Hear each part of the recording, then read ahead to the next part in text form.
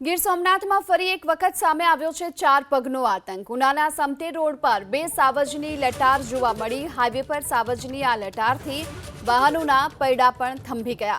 Gir સોમનાથના ઉનાના સમતે road પરના આ દ્રશ્યો છે કે જ્યાં બે સાવજ રસ્તા પર અહીં જોવા મળ્યા હતા અને તેના કારણે હાઈવે પર આ પ્રકારે સાવજની લટારથી અહીંથી પસાર થતા વાહનોના પૈડા પણ થંભી ગયા।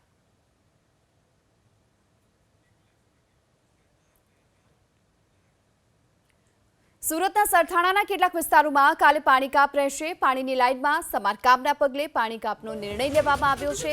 સરથાણામાં અંદાજે 3.5 લાખ લોકોને પાણી નહીં મળે। પાણીની લાઇનમાં સમારકામની કામગીરી હોવાને કારણે સરથાણાના કેટલાક વિસ્તારોમાં આવતીકાલે પાણી કાપ રહેશે। 4 તારીખે આ મેન્ટેનન્સનું કાર્ય થવાનું છે, જેના કારણે 4 તારીખે મોટા વરાછા ગામતળ વિસ્તાર, ઉત્તરાયણ વિસ્તાર અને તેની આજુબાજુના વિસ્તારમાં પાણી કાપ રહેશે।